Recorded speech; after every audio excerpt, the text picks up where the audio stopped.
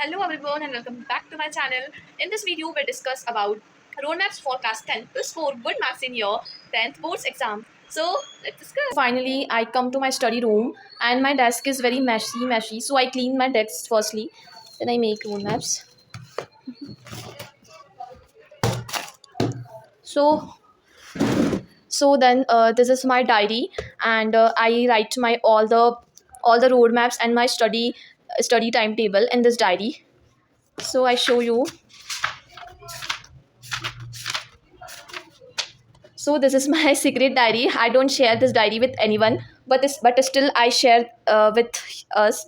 So ना ये basically जो मेरी डायरी है, इस डायरी के अंदर ना मेरे जो सारे रोड मैप्स है और जो भी मेरे स्टडी प्लानिंग है और जो भी चैप्टर्स मुझे टारगेट करने होते हैं, क्या मुझे करना है क्या मुझे नहीं करना है, वो सारे जो है टाइम टेबल्स वगैरह सभी मैं इस डायरी के अंदर लिखती हूँ. सो इस अभी तो हम ये डिस्कस करने वाले हैं कि जो मेरे PT1 है उसके रोड मैप्स के बारे में.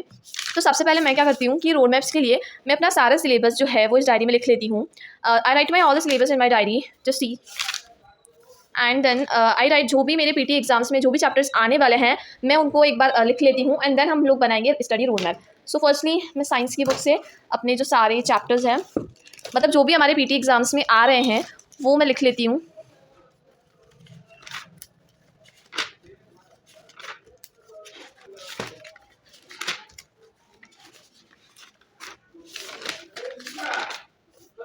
PT एग्ज़ाम्स है उसके अंदर आने वाला है केमिस्ट्री के अंदर जो है मेरा आने वाला है first chapter chemical reaction and equations.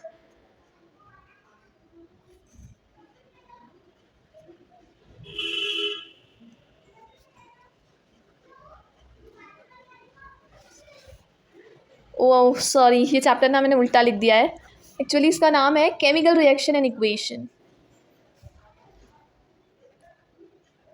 Chemical reaction and equation. Then the second most chapter of this, acid, bases and salt.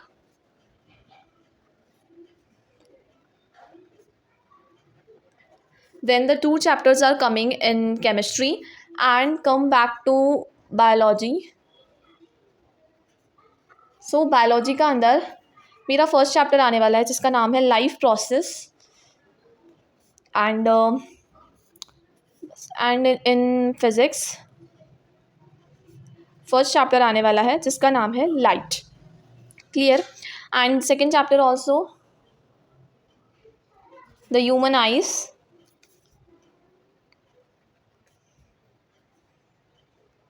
So this is my syllabus of science. Total जो साइंस के अंदर है वो 5 चैप्टर्स है. Sorry 1 2 3 4 5. Okay so total जो है वो 6 chapters मेरे साइंस के अंदर है. एंड दैन अब मैं साइंस का सिलेबस लिखने के बाद यहाँ पर मैंने इंग्लिश का सिलेबस भी नोट डाउन कर लिया था एंड हिंदी का सिलेबस भी मैंने नोट डाउन कर लिया है. अब हम ये फोकस करेंगे कि जो हमारे PT एग्ज़ाम है वो कब है.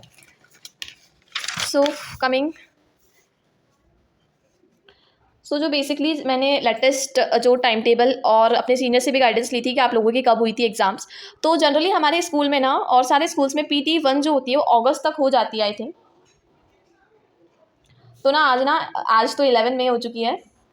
आज 11 मई हो चुकी है. एंड जून का मतलब मई अगस्त और जून का मेरे पास टाइम है. लेकिन बेसिकली जो अगस्त है, अगस्त 3 अगस्त तक आई थिंक मैंने जब चेक किया था मेरा टाइम टेबल तो 3 अगस्त तक तो मेरी एग्ज़ाम्स स्टार्ट हो चुकी थी. सो मेरे पास सिर्फ 2 मंथ्स का टाइम है. 2 मंथ्स का टाइम है मई और जून. और ना मई भी पूरा निकल चुका है. मतलब 11 मई तो आज ही हो चुकी है तो मई भी मेरा बहुत मतलब निकल चुका है मई भी पूरा. अब हमारे पास ना टाइम बहुत कम है. अब ना हमें बहुत अच्छे से पढ़ना पड़ेगा. सो ना 2 मंथ्स बचे मई और जून. तो इसके अंदर मुझे अपना पूरा study plan and study road map बनाना है. उसके लिए हम फोकस करते हैं रोड मैप्स के ऊपर. Road map of May. सबसे पहले हम मई के रोड मैप्स के ऊपर फोकस करेंगे बिकॉज ऑफ ना हमारे मई के अंदर कितने आई थिंक 20 डेज हार्डली मेरे पास बचे हैं.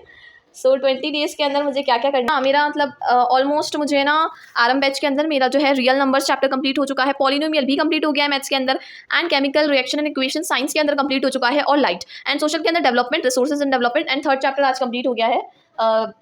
पावर शेयरिंग भी कंप्लीट हो चुका है. सो ना बेसिक्स इतने सारे चैप्टर्स तो वैसे मेरे मतलब कवर हो चुके हैं. सबसे फर्स्ट जो चैप्टर कंप्लीट हुए हैं मैं इन्हें रिवाइज करूँगी. साइंस के अंदर जो मेरा चैप्टर है लाइट एंड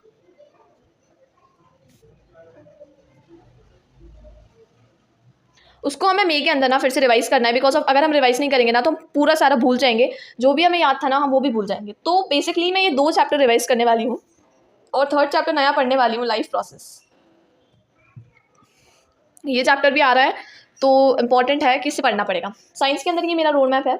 साइंस के जस्ट सेकेंड बाद मेरा मैथ्स आता है। मैथ्स के अंदर ना 3 चैप्टर्स तो मेरे ऑलमोस्ट कंप्लीट हो ही चुके हैं और मेरी एग्जाम में मैथ्स में चैप्टर्स आ रहे हैं, 4 चैप्टर्स आ रहे हैं। सो बेसिकली 3 चैप्टर्स तो हमने आरएम बैच में पढ़ लिए हैं, बाकी मेरे पास बचे हैं। अब मुझे ना उन चैप्टर्स को रिवाइज करना है।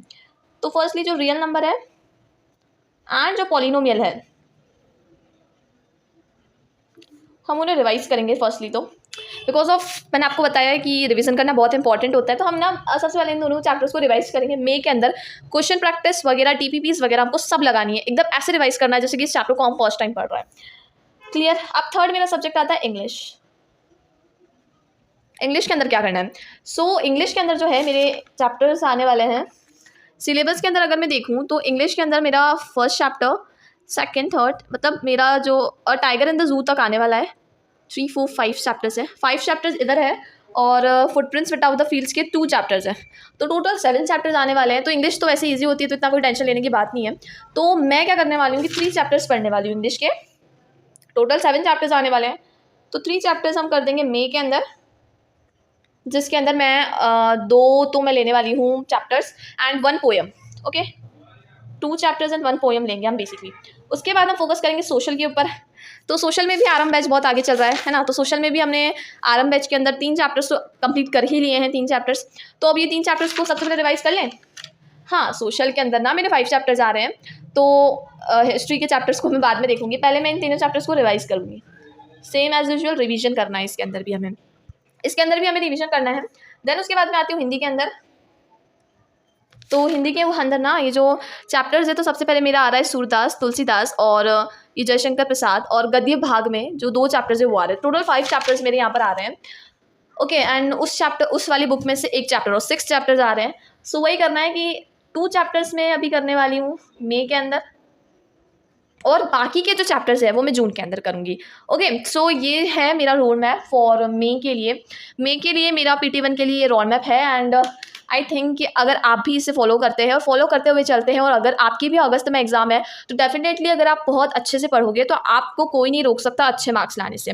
ओके, तो ये जो सारा रोड मैप है आपको इसे फॉलो करना है। और मैं खुद 10th ग्रेडर हूँ एंड आई थिंक आप भी होंगे, तो इसलिए मैं आपको ये बताना चाहती हूँ ना कि आपको एक डायरी मेंटेन करना ज़रूरी है। Diary is important. हमें ना डायरी मेंटेन करना बहुत ज़रूरी होता है।